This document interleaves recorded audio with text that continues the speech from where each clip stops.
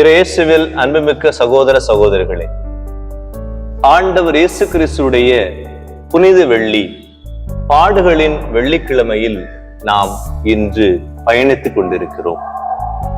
இந்த உலகமே இன்று கிறிஸ்துவனுடைய பாடுகளை நினைத்து பார்த்து அதற்காக தன்னிலையில் நின்று அவரோடு இணைகின்ற நாள் இந்த நாள். எனக்காக இந்த கடவுள் எல்லாம் துன்பப்பட்டார், எல்லா வலிகளையும் ஏற்றுக்கொண்டார்.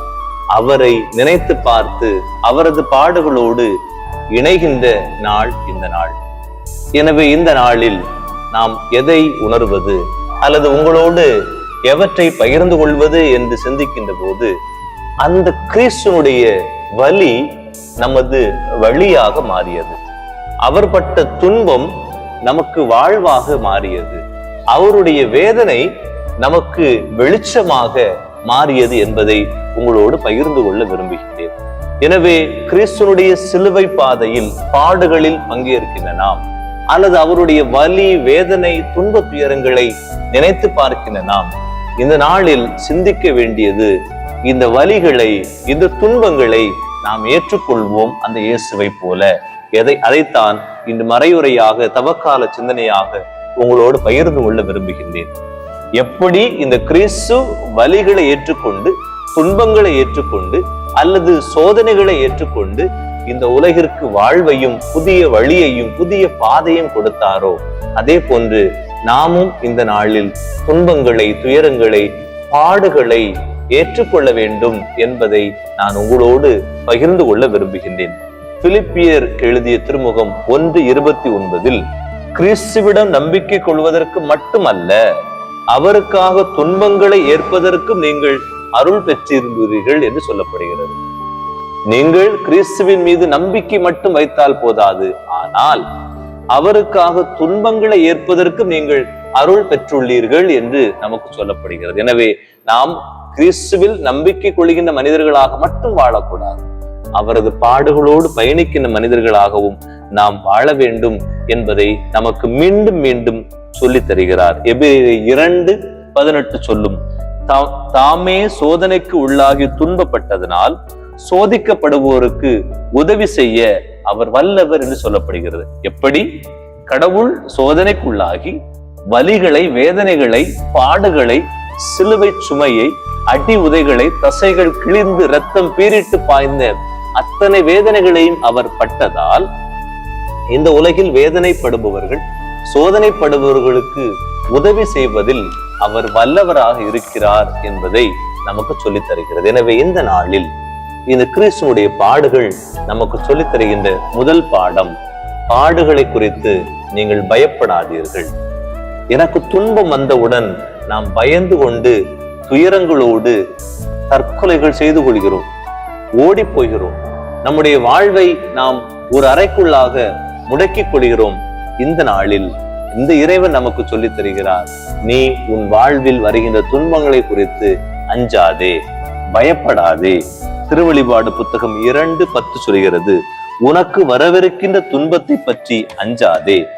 இதோ சோதிப்பதற்காக அலகை உன்னை சோதித்தருள் சிலரை சிறையில் தள்ளவிருக்கின்றது. 10 நாள் நீ வேதனை உருவாய், இறக்கும் வரை நம்பிக்கையோடு இரு, அவ்வாறு இருப்பின் வாழ்வை உனக்கு முடியாக சூட்டுவேன். எனவே உன் வாழ்வில் சோதனை வரும், துன்பம் வரும், ஆனால் அவற்றோடு நீ பயணித்து பார், அதிலிருந்து உனக்கு வாழ்வை முடியாக சூட்டுவேன் என்று சொல்கிறார். கிறிஸ்து இன்று இந்த நாளில் பாடுகள் பட்டார். பிலாத்து இயேசுவுக்கு தண்டனை தீர்ப்பை கொடுத்தான். படை வீரர்கள் எல்லோரும் அவரை அடித்து உதைத்தார்கள். பரிசேயரும் சதுசேயரும் திருச்சட்ட அறிஞர்களும் அக்களித்து கொண்டாடினர்.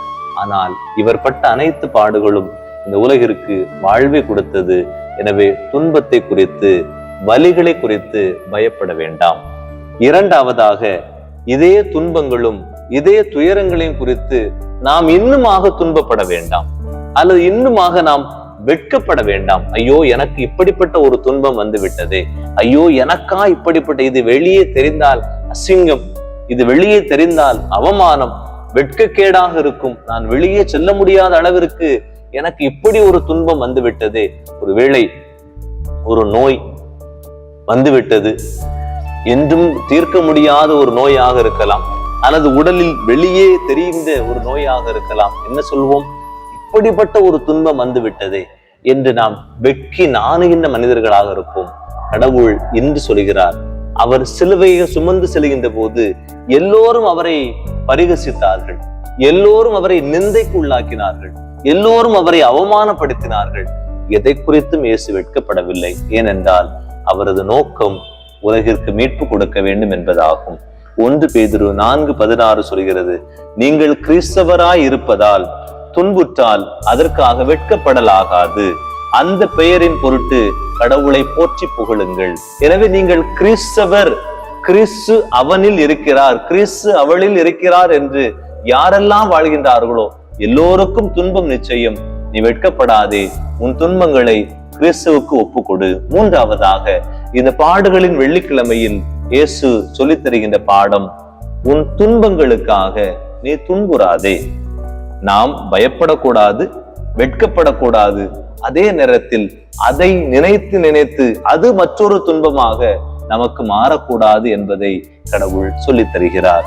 1 பேதுரு 4:13 சொல்லும், கிறிஸ்துவின் துன்பங்களில் நீங்கள் இத்துணை பங்கு கொள்கிறீர்கள் என எண்ணி மகிழுங்கள்.